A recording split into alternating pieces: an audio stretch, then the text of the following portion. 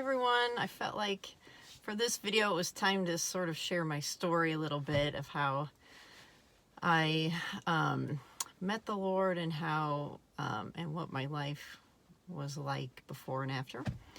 And so I grew up in a home that was not safe for me, and one of the things that made it unsafe was actually spiritually. I would wake up in the middle of the night being held down by these like dark demonic spirits, and I knew what they were even from the time of as far back as I can remember. I knew what was going on. I would see dark things moving around in my room, things looking in my window. Like there was just a lot of like dark demonic activity in my childhood, kind of tormenting me constantly. So I could only take so much of that, and with no one to help me, and I didn't really have any safe people to talk to about it. So when I was 11, I ended up giving into it, and what my friend told me later is when you are overwhelmed by evil, you will sometimes partner with it for survival. So that's what I did when I was 11. I actually made a pact with Satan, and I vowed allegiance to him. I looked in the mirror and just said this like oath, and then something I just made up as an 11-year-old. And this darkness washed over me, and I started cursing, and I was very black and dark from that point on. So after that, I started, like, I had my first boyfriend at 11 years old. So inappropriate. And then when I was 14, I found alcohol, became an alcoholic.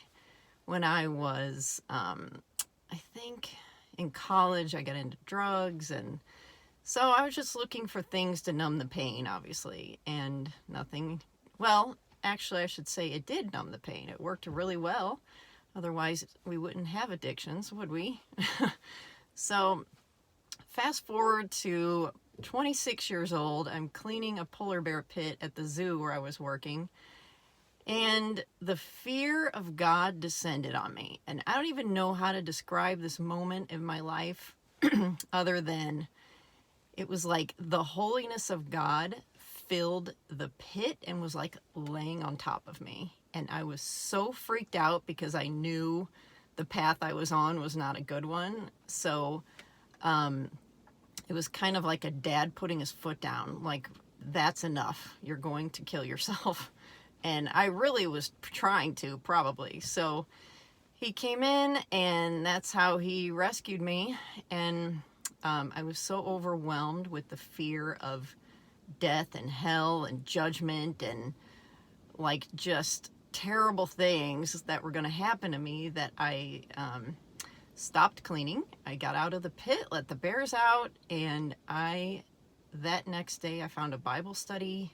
Like, I already knew everything. Like, I was so in touch with the spiritual world from day one that I just knew, I knew what was right and what was wrong and what was good and evil. And so, since then, and the funny thing is, my husband met me one time before I was a Christian, and he said I was the darkest, scariest person he'd ever met. And it's true. I had dark hair. My face looked different. It's kind of like when people talk about Kanye West, I'm like, I worked with him once before, and I see him now, and it's a different face. That was me.